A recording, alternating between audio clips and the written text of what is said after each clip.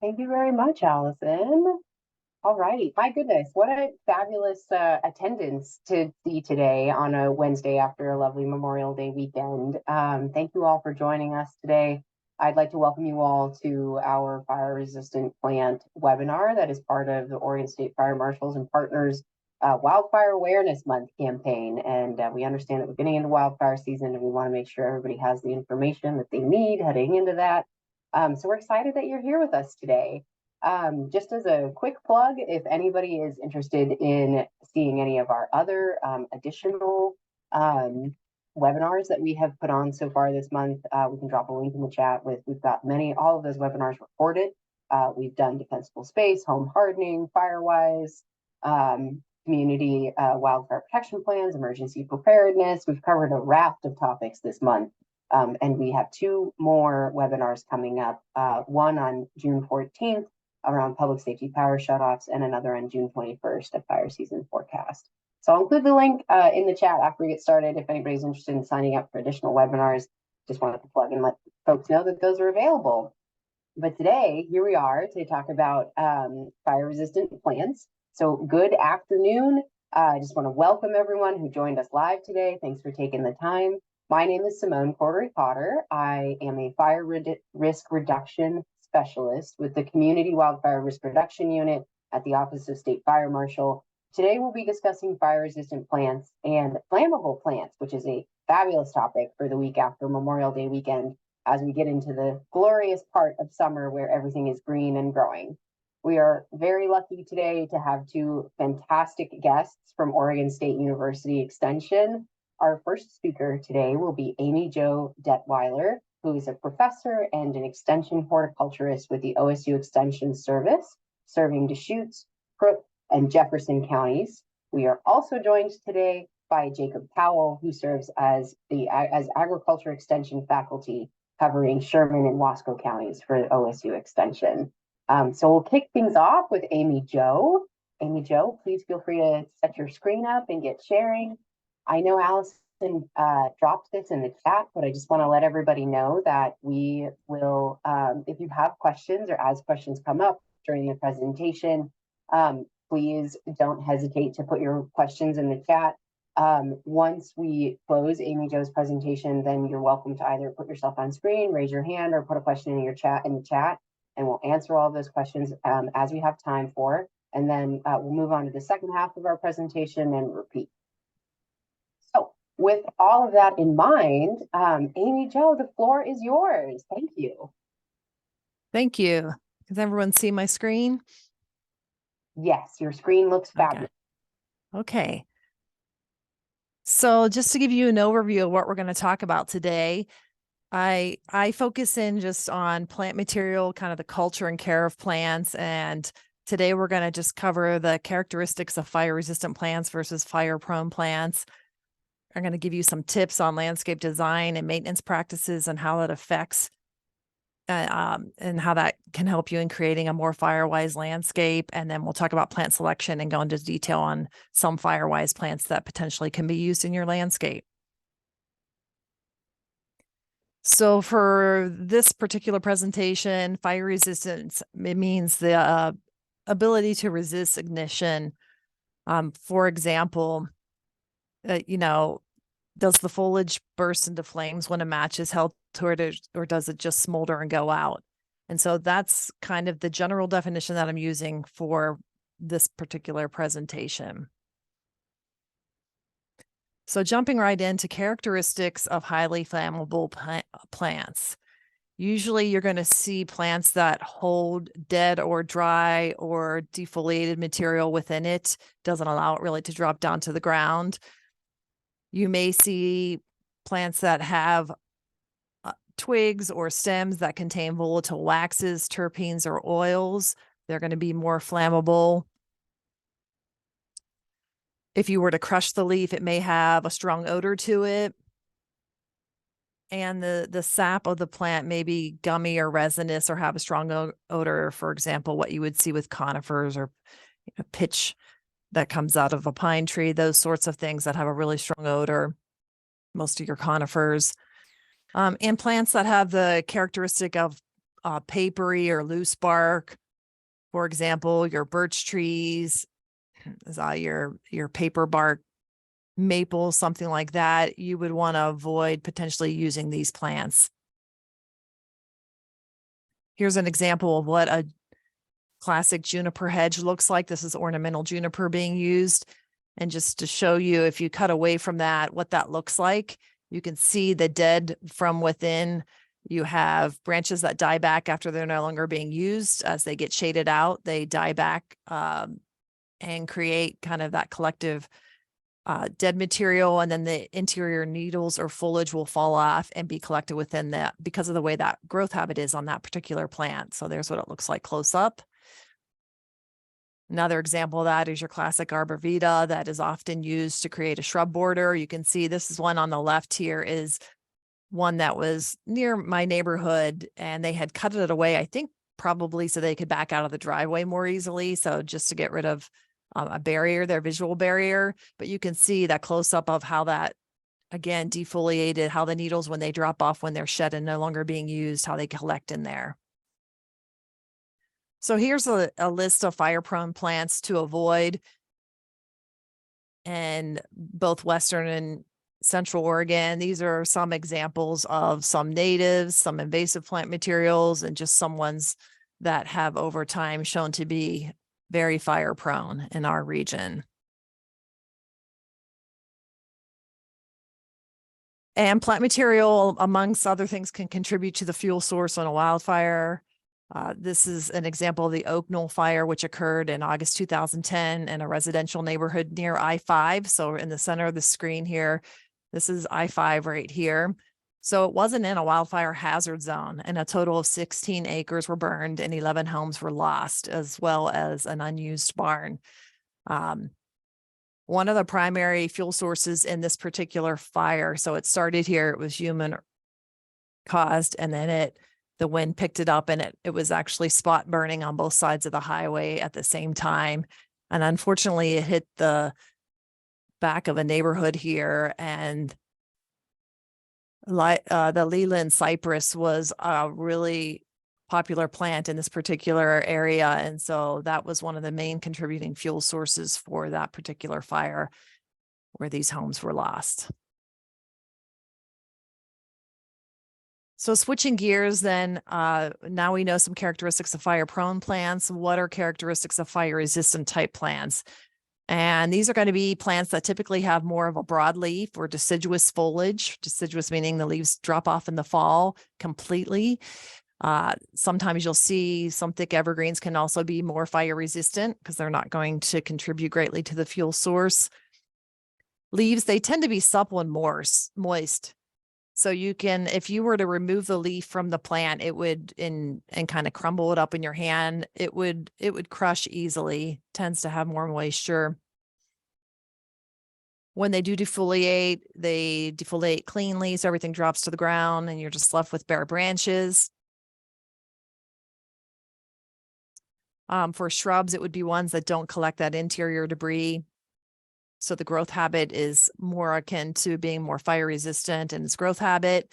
And then your sap, or what you're seeing within the plant material, the sap typically doesn't have a strong odor. So these are going to be some of the more common characteristics for fire resistant type plants. And I want to emphasize at this point that fire resistant does not mean fireproof.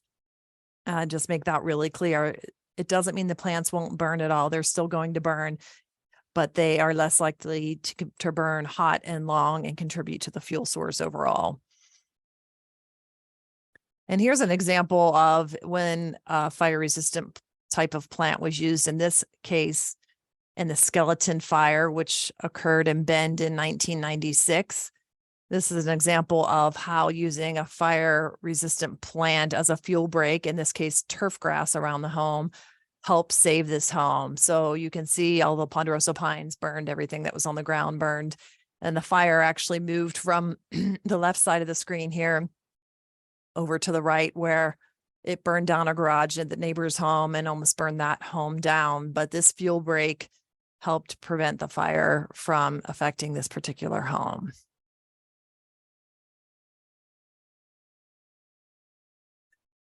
So fire-wise landscapes, what is the goal here? You're trying to prevent or break up fuel ladders or ladder fuel so that the fire is not going to be conveyed to homes and structures. So just to define what a ladder fuel is, this is created when you have different vegetations with different heights close enough to the ground. That's going to cause the surface fire to become a crown fire, which becomes more difficult to fight at that point. So the idea when you're thinking about designing a landscape and putting plants close to the home or structure is that you're eliminating potential ladder fuels so that you're not going to spread the wildfire, breaking up those steps of the ladder.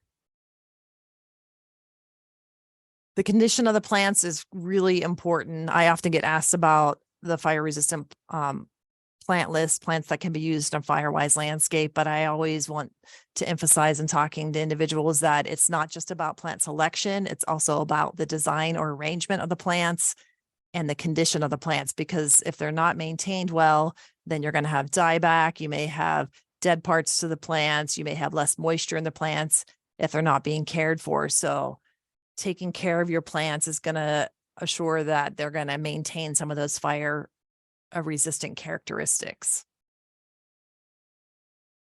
If plants are well maintained and they are fire resistant type plants, some of the benefits is that they'll help slow the fire down. You can also see the length of flames be shortened and the amount of heat be reduced that's burning through there. So again, really critically important to have well-maintained landscape plants around the home to help in those ways. I have a photo up here. This is Delosperma, which is commonly called ice plant. Not the same as the invasive ice plant that you may be aware of if you're from California, or but Delosperma, which is a different genus altogether and a really good choice for fire resistance, non-invasive. So when plants are poorly maintained, here's an example of, I call these spruce on a stick or sprucicles. You can see that close up there. So this is an example where maintenance to prune these back and keep them sheared, probably just to maintain size. Unfortunately, they went too far back in the spruce, and spruce in general don't like to be pruned. But if you go too far back into old wood, you go past any new growing points. And so now they've created this dead area that will continue to die off as time goes on. And you can see that here in the spruce and also in this mugo pine to the left. So they've gone back too far in the pruning. If the pruning practices were maintained to be proper, they would not have this big dead area that they've now kind of increased the fuel load there. So, and just to give you an example of the importance of choosing fire resistant plants versus plants that are more fire prone, here's a case study from the Aubrey Butte fire in 2007. Here on a construction site, they were cutting some materials and it caused some sparks to fly out and hit the native vegetation or landscape. And so then you can see this is what the wildfire took hold of the native landscape shrubs and started to work its way uphill, climbing up the slope towards several homes. This is post-fire, and you can see these are more fire-prone plants. You have several conifers here that were consumed by the wildfire. And you can see how they burned. And there was enough radiant heat coming off of those fire-prone plants that really burn hot and long that it started to bubble the paint here on the side of this home and scorch some of the siding of the home just from the radiant heat alone. You can see here's a close-up of what that looks like. Now, if you go over to the home that was next to the one I just showed you on the slide, you can see here again how the fire raced uphill, preheating the plants above it, and it made its way up to this shrub border here, which was some Arctic willow. And so this is the direction the fire moved up the butte. And then it came upon the Arctic willow, and you can see that the Arctic willow, it took the brunt of the heat. It was able to block some of that heat. Now, it wasn't that the Arctic willow didn't burn, it did burn, but because of the moisture content in the leaves, it was able to take the brunt of the heat, and it allowed time for the firefighters to get in there and protect the home. So you can see this is the other side of that hedge border, and you can see here are some Yugo pines that are actually closer to the home. So thankfully, the willow was able to kind of block that intense heat, because if it would have made its way over, it's likely that, you know, if it breached the willow border, that these Yugo pines the house may have sustained a lot more damage from the heat of the Yugo pines, would have burned much hotter. So here's just another example where you have a mix of fire-prone plants and fire-resistant plants. And so in this case, same wildfire, the Yugo pines did catch fire in this case, and you can see the heat from those Yugo pines and the natural vegetation was directed at the large aspen trees, which are fire resistant, and it absorbed and deflected a lot of that convective and radiant heat directed to the home. So in this case, you have fire prone going up to the fire resistant kind of playing a role here in protecting the home. Here's another example of a fire wise landscape that was installed, and you can see a low growing plant material in the front and the first part of this home ignition zone. This is beyond 5 feet from the deck. They have some hardscaping, some low growing plant material, a really big fuel break with turf grass, and then you get out into the more extended zone here.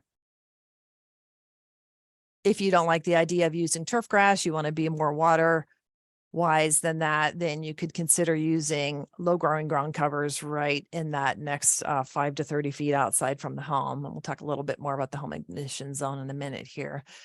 But here's an example where you've got a combination of Delosperma, which is that ice plant. You've got creeping phlox, you've got some dianthus. And so you've got a combination of low growing plants and some rock materials as a mulching material to create a firewise landscape.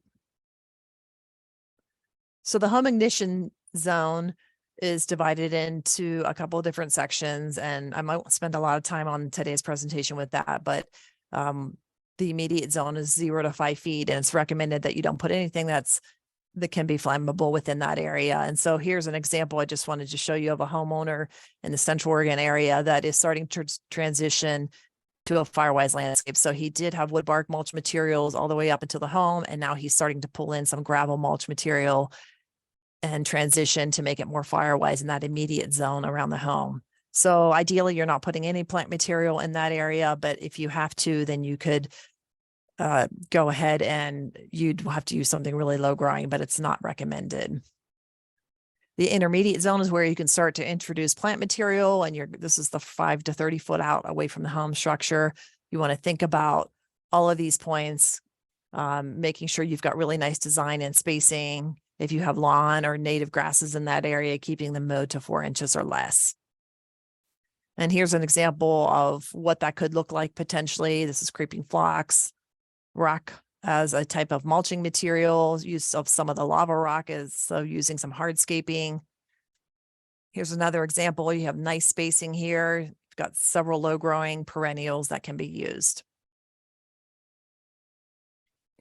I'm not going to talk a lot about trees because I'm sticking close to the home, but here's just an example of if you are introducing trees into the home ignition zone, you know, at the 5 to 30 foot mark, this is the recommended spacing for trees to be 8 to 18 feet apart and planted in clusters or groupings, but 18 feet apart.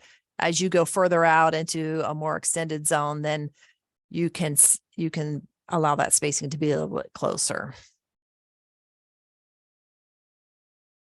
In that intermediate zone, going back to use the use of perennials or shrubs, horizontal spacing to think about is 2 times the width of a mature plant. And I emphasize the word mature in that because a lot of times when we're purchasing plant material, we don't think about the overall mature size. So it looks really cute when you buy it from the nursery and it's in this little pot and you think, well, I need a lot of those to really make an impact or have it look good. But don't overlook the mature size because in the 2 or 3 years, that plant's going to be a lot bigger and you want to make sure you're allowing for that spacing. General rule of thumb in this case is that you would allow enough room between plants so that they're not going to be growing together, that you're not going to have that continuum of fuel. And so you want to break that up and allow for spacing in between with 2 times the width of the mature size of the plant. So if you had a 3-foot wide shrub, you'd want to make sure you have at least 6 foot to the next shrub. Same with limbing and pruning. As far as maintenance practices go, you want to ideally remove plants from underneath the shrub 3 times the height. So if you have a 3-foot tall shrub, you want to make sure you're limbing up or pruning up to 9 feet, taking off any dead limbs or even ones that aren't dead. Just so, again, if that plant was to catch fire, that the flames that it's throwing and the heat that it's throwing is not going to catch the lower limbs of that tree on fire. And then make sure you're removing all the grasses, shrubs, anything else underneath that could potentially be a ladder fuel. Here's an example of how arrangement or design in the landscape plays a role. In this case, this was also a home from the skeleton fire. And the homeowner had done some thinning and limbing of the trees and had some green space around the entire home. The fire went around the home, but unfortunately, an ember, a firebrand flew in and ignited this hedge they had, a shrub border here of ornamental juniper. And so you had a firebrand come in, hit that juniper, catch that on fire, and then it conveyed the fire up and around the home, hitting the eaves of the home. Again, the homeowner had done a lot of other prep around the home, but this was a really good example where arrangement and placement of plant material is critical. Fortunately, the home was saved. The firefighters were able to get in there and put it out quickly. So just visuals on limbing and pruning, as we talked about, keeping the grasses mowed. You can see here, whoops, let's go back here. You can see here, there's some grasses or some shrubs below this and some dead limbs. You'd want to go ahead and clean that up and out. And here's an example of what it looks like when you have fuel reduction within the pine trees here, limbed up and thinned out, and the grass is kept low. So covering the checklist here, you want to just go down, maintaining a firewise landscape is always going to be ongoing maintenance, and you just want to make sure you're moving through a checklist and doing what you can each season. It can constantly be moving towards that. So here are some suggestions on things that can be done. If you have conifers growing up against the eaves of the home like this, it'd be something you'd want to be taking out or removing. Same with in this picture, you've got that happening here, and over here on the right, you've got both tall grasses and a conifer. That's a combination you'd want to get rid of real close to the home like this. Here's kind of a sneak peek of a recommended versus not recommended what to do around the home. That's going to be coming out in our updated plant guide that we have coming out this year, hopefully within the next month. And just some suggestions on what to be looking at and thinking about in those 3 zones, the immediate zone, the intermediate zone, and that extended zone and beyond. Okay, and so that's kind of the quick and dirty of some important tips about creating a firewise landscape. And now I'm just going to jump into talking about some fire resistant plants that you can use around the home in that intermediate zone and beyond. So I'm going to start with the low growing ground covers. And I like to start out with a caveat that not all these plants in this particular presentation may be applicable or the best choices for your part of the state. So you want to counter this with talking to local extension office and local nurseries about what plants are most suitable for the region in which you live. But snow and summer is a low growing ground cover that likes full sun, drought tolerant, has a nice white bloom on it in midsummer. Here's a close up of that bloom, likes full sun. And that can be something that could be used in that intermediate zone. Creeping phlox is another real popular ground cover. This is one you want to make sure if you're putting it together, that you're maintaining it after some time. This one, it's a perennial, but it does start to show some dieback, and you want to keep that cleaned up and out. But here's a close up of that. Comes in a variety of colors, likes full sun. You've got pink and white and light blue type flowers. And there's a native phlox here in Oregon. So you have lots of choices here for phlox. Pretty low water use. Lots of variation in the different cultivated varieties too. This one's called Candy Stripe. Sedum's a really excellent choice, has a high moisture content to the foliage. And so there's lots and lots of choices of both cultivated and native sedum that you can use, or sometimes people refer to it as stone crop. I've got two different cultivars here. The one has variegated foliage, so green with a kind of the leaf margin being a creamy yellow. And here's one that has more of a red tinge during the summer growing season, but there are lots and lots of varieties of sedum. One of your best choices for creating a firewise landscape. And they do have flowers on them, but they're primarily grown for the foliage. There's one that has a pink bloom, but they also come in white blooming, yellow blooming, lots of choices. Delosperma is very similar to sedum. That's the ice plant I've showed you a couple times now. Comes in lots of different varieties of flower colors. Some are more hardy than others. They like full sun. You can see here they can do hot, dry conditions really well. And lots of different flower colors. One called purple ice plant. There's one called fire spinner. Really showy ground covers. High moisture content in the foliage. Lots and lots of choices with penstemon as we start to get up a little bit in height. This one's called pine leaf penstemon, which is a native. There's also cultivated varieties of pine leaf penstemon for different variation in flower color. One of your longer blooming perennials, this one can go for 6 to 8 weeks as long as you keep it deadheaded. And so you can get some really long ornamental value out of the pine leaf penstemon. It's a close-up of what those flowers look like. Very drought tolerant. And there's yellow varieties. There's some that are more on the orange or peachy looking coloration. And our Richardson's penstemon, there's some of our native varieties.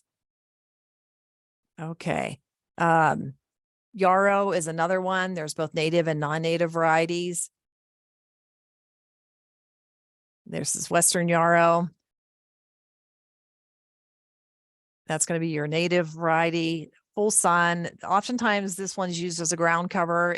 It's very drought tolerant, attracts native pollinators. You can see then one of the native pollinators on this one. Some people use this as an alternative to lawn, and they'll let it grow and just keep it mowed down. So you don't see the flower heads, but it can be an alternative to lawn. Another native here, blue flax. It's drought tolerant, full sun.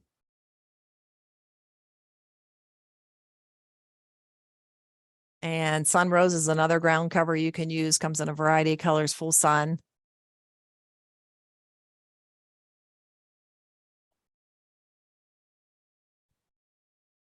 Okay, and then we've got daylily going up in height. Lots and lots of choices on flower color and daylily.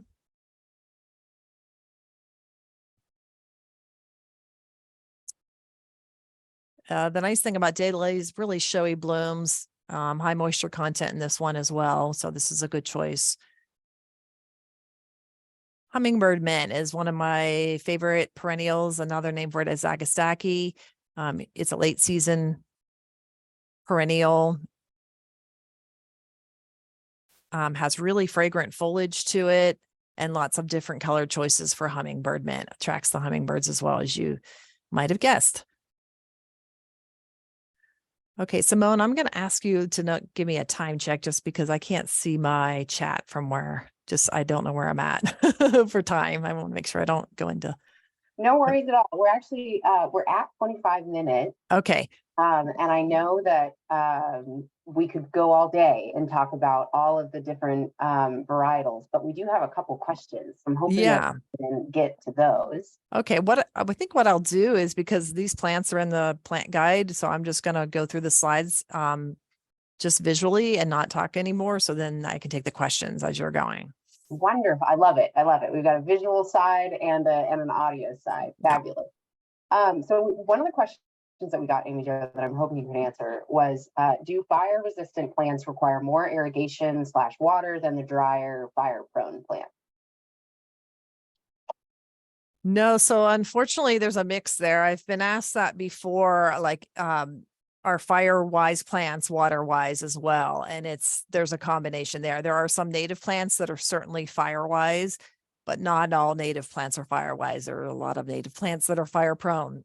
So unfortunately, you don't get the combination necessarily, although you can look for that because we have both. And the fire resistant plant guide, that's the updated one that's coming out. We mark if it's native or non-native, or we list native varieties or cultivars within that. So people will be able to make that choice if they want to pick native and firewise. Gotcha. And then I think if memory serves, that same plant guide has watering levels and watering needs indicated as well. It has the water use. It has if it attracts pollinators. It has if there are invasive species in that genus, it tells you which invasive species not to purchase or buy. So it'll have all that information. Wonderful. We got another interesting question. The question was, I've seen a growing trend of people adding glue to their outdoor rock/pebble designs. I'm assuming, depending on the adhesive used, that this would not be a fire preventative approach. Yeah, I would steer away from that. I've seen that recently popping up too. It's an interesting trend. It's just to try and keep things in place, but it would not be something I'd recommend in a firewise landscape. Yeah, makes sense. We also had a question about clover. Do you know if clover would be more fire resistant versus grass? Clover lawns seem to be trending as well. What are your thoughts? Yeah, clover lawns are trending, and I think they'd be very similar in moisture content. I haven't seen any research on clover. I don't think it's been studied as far as fire resistance goes, but just based on some of those characteristics that we talked about, I think clover would be fairly comparable to turf grass or lawn. Awesome. Good to know. Thank you, Jill. And then I just got one final question for you. You mentioned the fire resistant plant guide.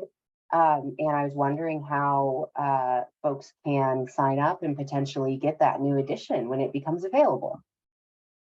Yeah, so hoping that we'll see it here in the next month or two published to the website. And we are taking a list of names here in my office. So if you are interested, my email address is right here up on the screen, and you can shoot me an email and say, hey, put me on the list, and we're keeping track of that, and we'll send out a list when it's available. Wonderful, wonderful. Thanks, Amy Jo. I really appreciate it. I am going to drop your email in the chat so that if folks aren't able to pull it off of the screen, that they can pull it out of the chat. It looks like we've covered all of the questions, and I want to make sure we give Jacob plenty of time to chat. So Amy Jo, thank you so very much. And Jacob, it looks like you are rocking and rolling already. Thank you so much. And I will, wonderful. Okay, great. Jacob, you've got it. Go for it. I'm gonna pull myself off audio and video, and once again, just want to keep inviting folks to put anything and everything, their questions in the chat, and we'll keep rolling. Thank you very much. Thanks, Simone. Happy to be here this afternoon. I hope all of you are doing well this afternoon as well. Amy Jo did a great presentation there. And so basically, I'm going to take a lot of concepts she covered there and kind of expand those kind of out into what we consider to be the extended zone. So that's going, 30 to 100 feet out away from our structures. And a lot of what I'll be talking about will also be pertinent for those of you who live in more rural areas. Where possibly, your extended zone could continue for quite a ways on your property. You're just trying to think of, how can I prepare my property to be more wildfire prepared for when fires happen, and, using vegetation that might help the wildfire behavior be a little bit more relaxed and, cause less damage to my property, and also allow it to be a safer area for wildland firefighters getting engaged with a wildfire potentially. So to start with, I really like this photo that, often we think about, the heavy equipment coming into saving our structures from the wildfire. And I just want to, have us pause and think for a moment that often it's the vegetation that's around a lot of our structures and on our rural properties that's really a driver with when these fires happen, with where they burn. Us, the humans on the landscape, we can only do so much to change what that wildfire is doing. So we can do things ahead of time before the fire is there and burning. We're going to be a lot more effective in dealing with that. And so that's why I love this photo, that you got the bulldozer, but in the background in this farmer's field, surrounding this historic schoolhouse, you'll see that there's a lot of sunflowers planted. So I just think that's important to note that, you know, in my area, North Central Oregon, dryland wheat is a dominant crop.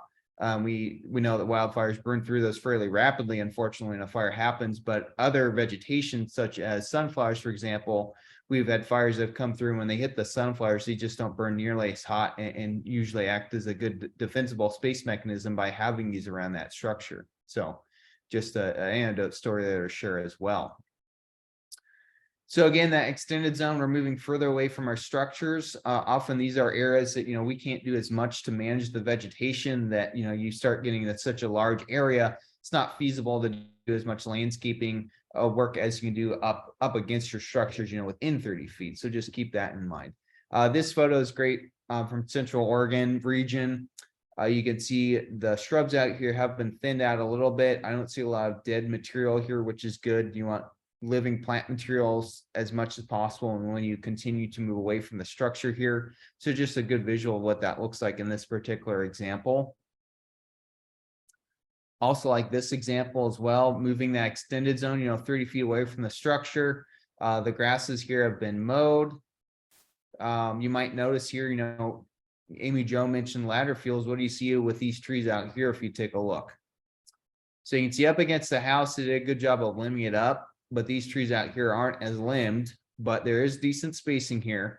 So again, just showing that extended zone, once we start moving out, it's important to keep those critical principles in mind that we have, you know, when we're within 30 feet of the structures. But sometimes it's not as pertinent. It's a lower priority with what some of these are, but it is important if you really are concerned about having a wildfire defensible space. It's worth to continue that work out here in the extended zone as well. This is a great photo that I'm mainly going to be talking about non-forested areas in this presentation, but just real quick, that extended zone, tie in with Amy Jo was saying, again, look at this picture. What do you not see? I don't see any ladder fuel. So this is great. If a wildfire went burning through here, there's not a lot of ladder fuel that would allow that fire to carry up into the canopy of these trees. I also love how these trees have been limbed up.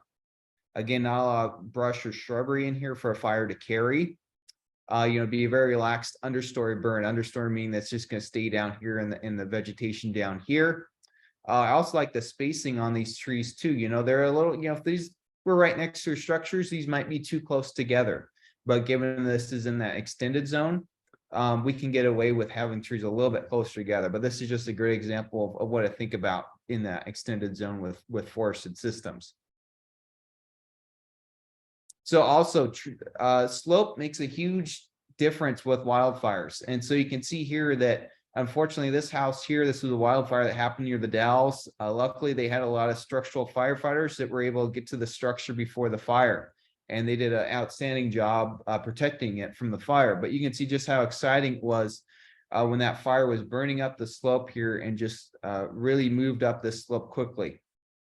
So I just encourage you that, you know, even that intermediate zone, you know, even within 30 feet of your structures, if you're living on a slope, you really want to expand your defensible space to be a larger distance down slope. So when a fire comes, it gives you better space. And why is that? I really like this next diagram here. That just is showing the impact of slope on the fire rate of spread.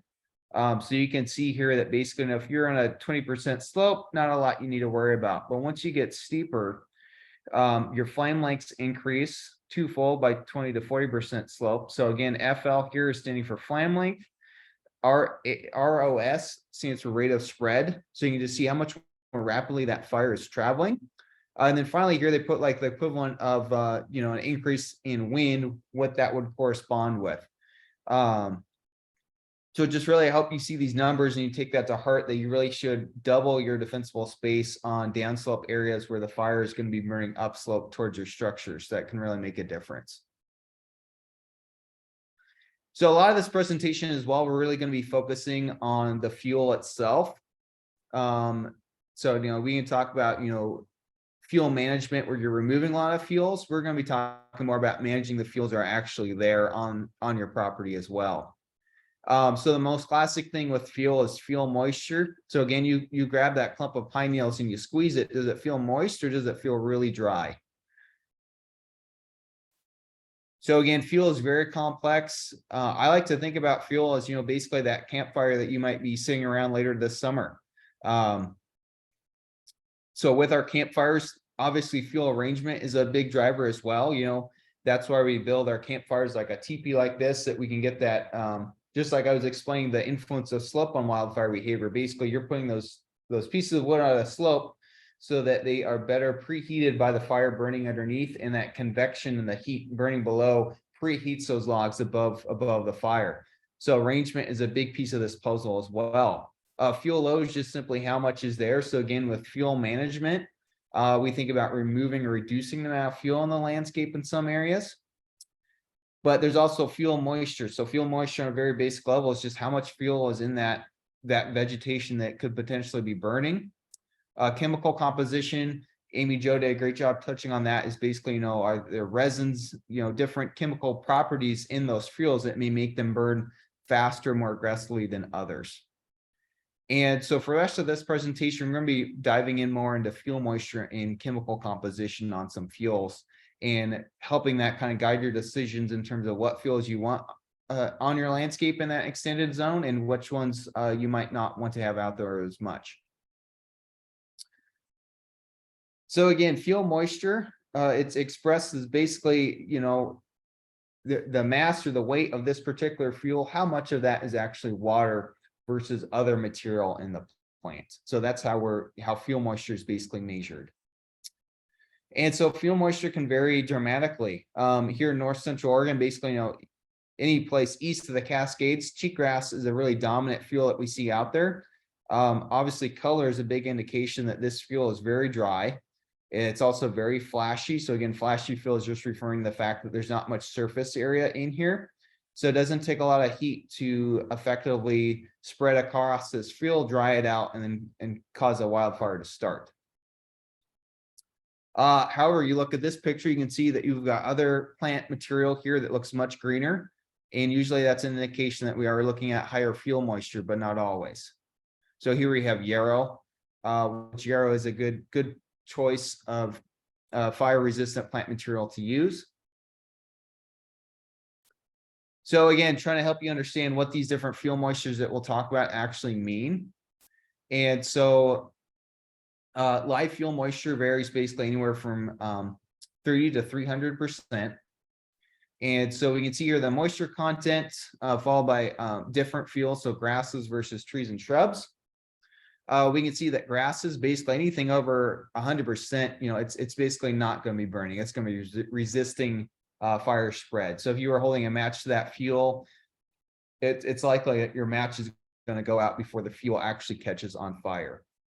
However, we see that once we start getting below 100%, that's when we start seeing that vegetation, when it's at that particular fuel moisture, it's going to start contributing to wildfire spread. And basically, then we also have dead fuel. So fuel moisture that's below 30%, usually indicative that fuel is actually dead. So dead grass or dead trees. And so that's why we really stress you want live living plant material, because it's going to have much higher fuel moisture than those dead fuels. So you can see here again, basically, once we start getting around 50%, that's when fuels are going to start really contributing to wildfire spread.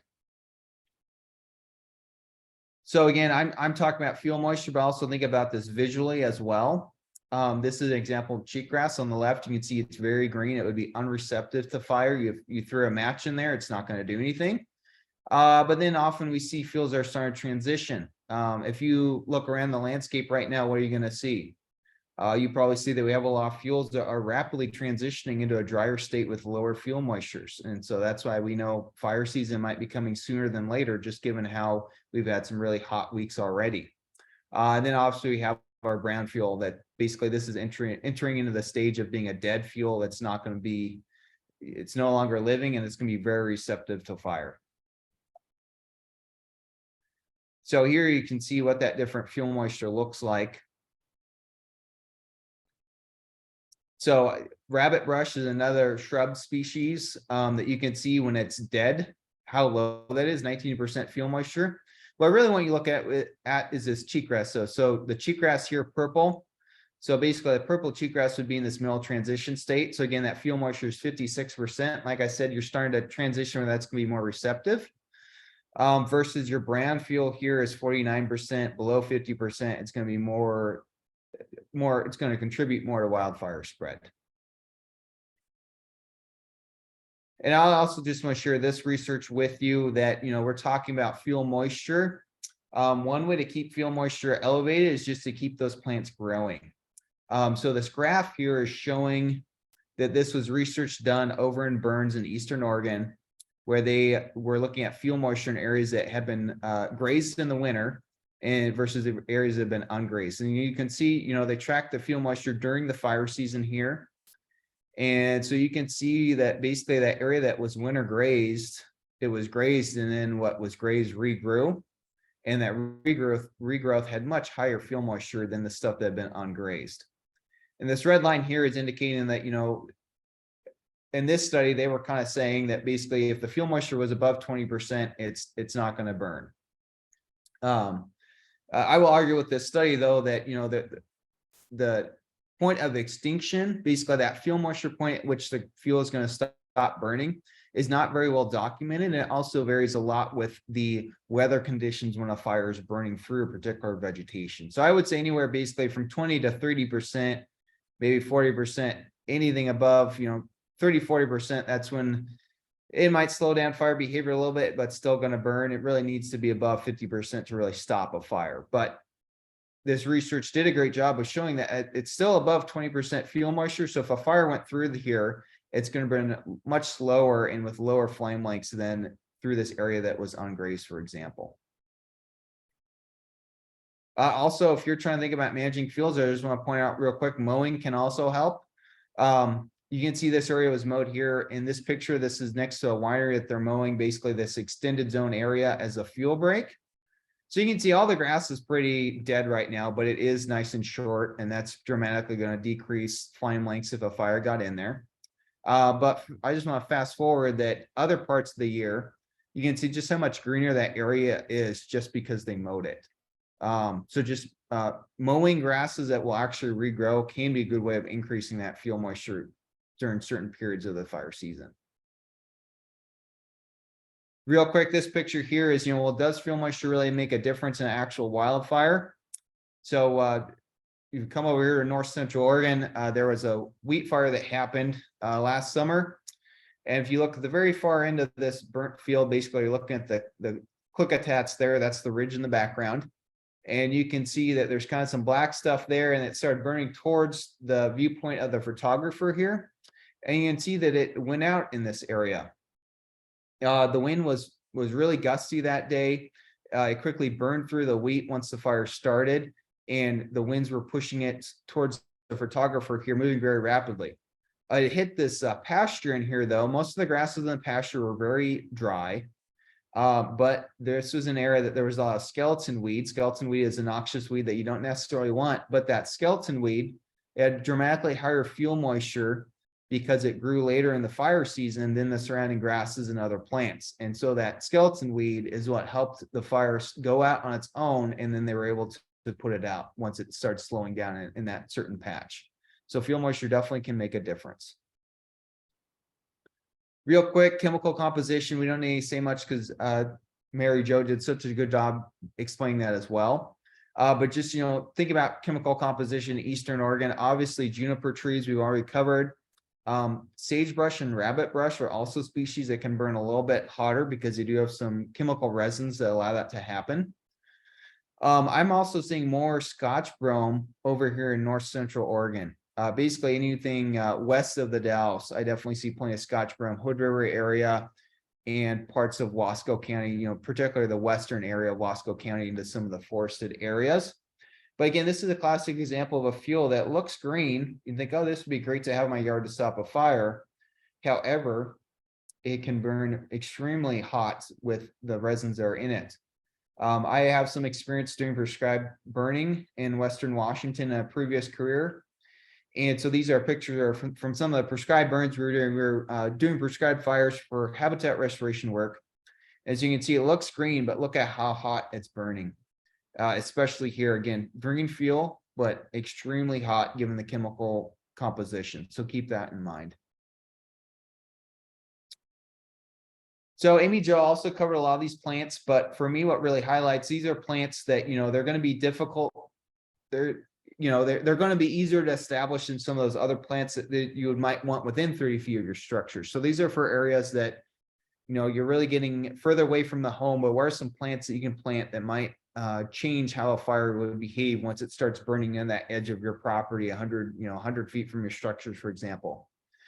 So several species here. I really want to focus on yarrow, blue flax. I already mentioned how sunflowers can help as well.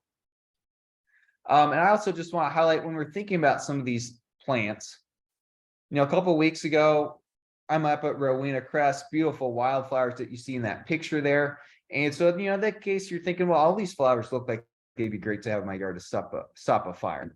But, the reality is, as we know, fast forward to last weekend, this is what's starting to look like. The grass is curing. Those wildfire forbs, such as the balsam root, are starting to curl up and dry out. But you can see, it's hard to see, but there's some buckwheat and yarrow that's starting to grow out here.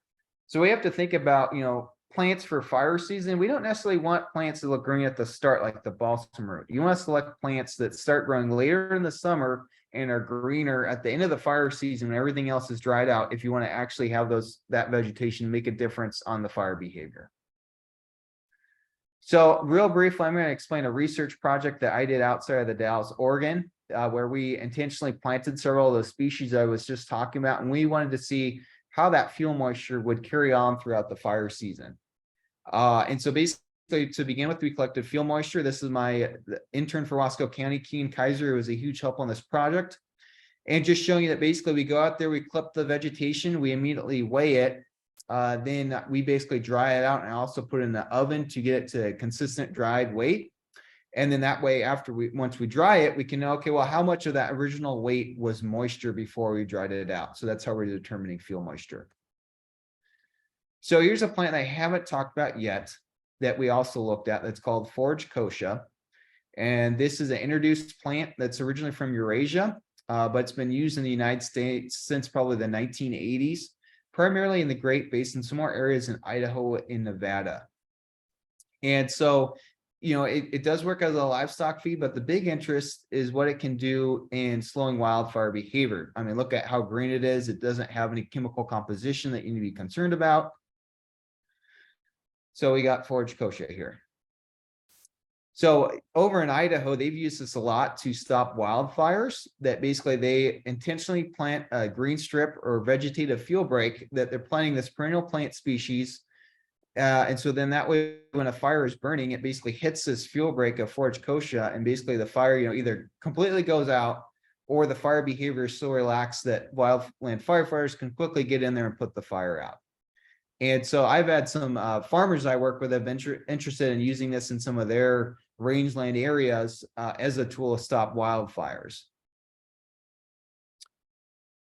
So I've already mentioned this one a few times. Maybe some of you can recognize what this is. But again, this is yarrow. And again, the focus with yarrow is that once the stems get higher like this, it's going to start being more, it's going to be more likely to actually burn a fire. It's going to be much slower than a grass though. So I'm just going to encourage too that yarrow works great, but you really want to like mow it or cut it so that these stems aren't there all the time. What you really want is this rosette of this green, lush plant material at the bottom of the plant that's really going to stop a fire. Okay, another quiz question. Anyone identify what this is? Blue flax. So we also looked at that as well. Curly cup gumweed. This is one that you might not be as familiar with, but it is a native plant in Oregon.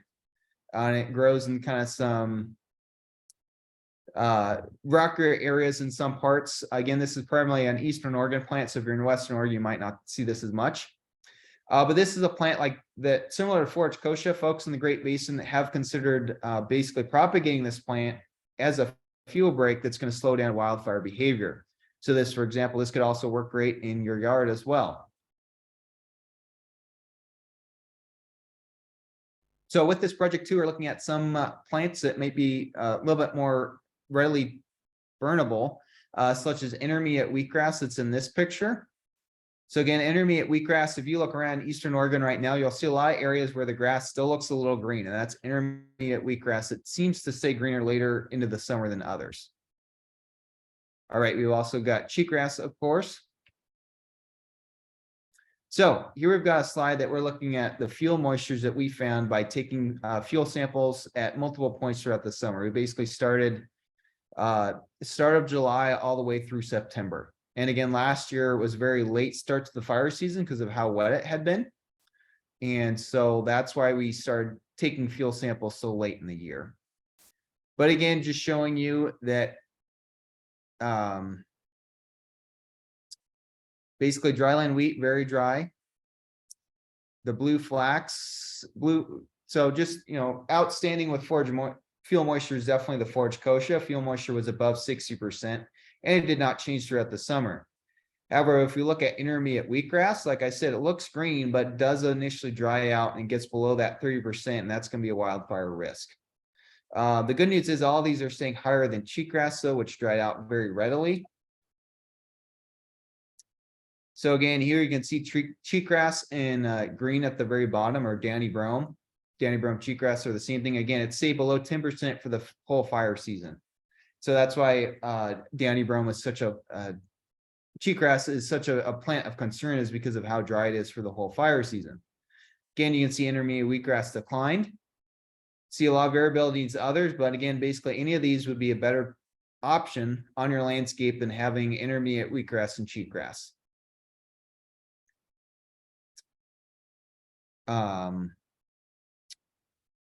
And again, forage kochia just was really outstanding with the fuel moisture throughout the whole fire season. So that definitely was a good one to have.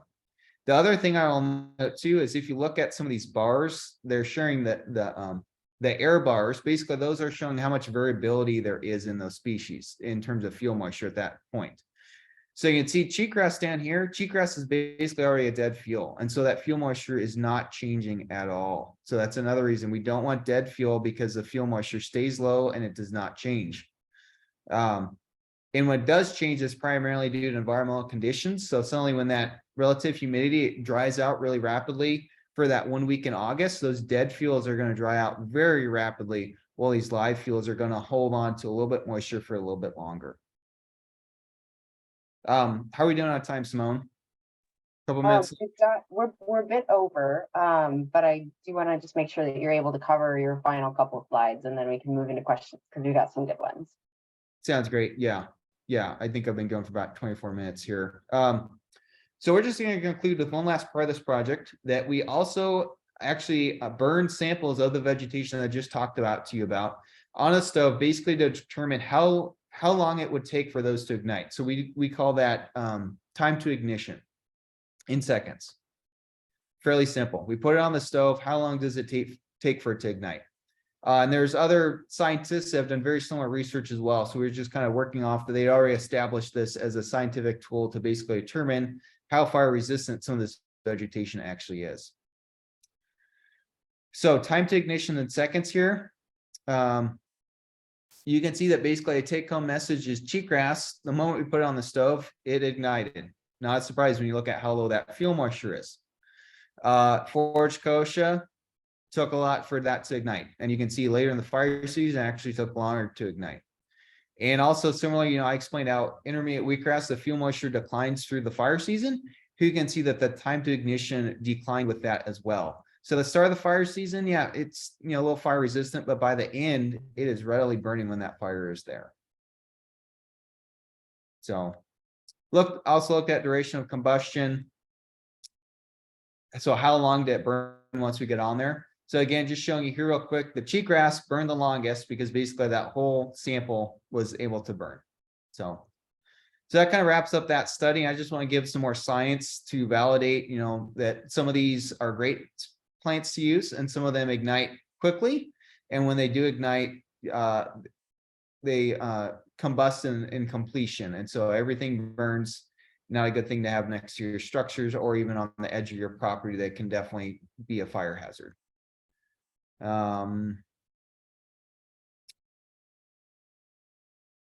So we're just gonna jump to the end here, that if any of this sounded good to you, please send me an email. I've got these 2 online classes that you can take as well that will cover more of the stuff in more detail.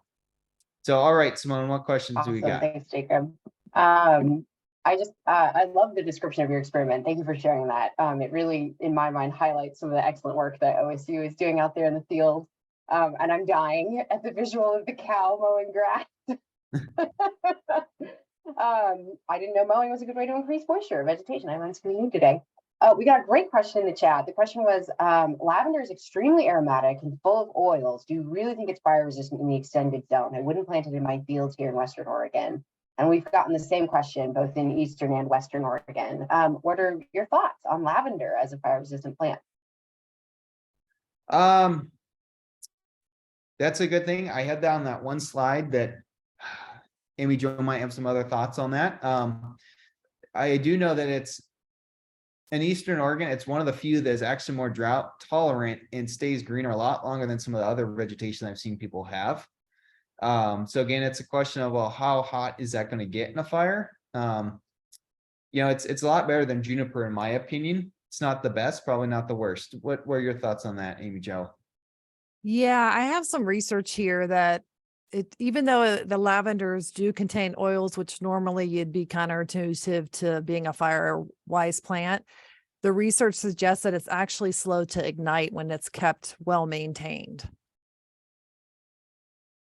Amy Jo, what would that look like? I know we, especially in like big lavender bushes, you get some like dead woody undergrowth. Like, are people supposed to be going through and pruning those and trimming Yeah, them down? you would want to prune them back into season for sure. And as long as they're kept well watered, meaning, I mean, and they're actually a drought tolerant plant, like Jacob mentioned, but as long as they're kept well maintained, they actually are slow to ignite is some of what I've read about lavender. So that's why you will see lavender included in some plant lists for fire resistance. So it's kind of one of those ones you think, huh, that doesn't really make sense, but the research suggests otherwise.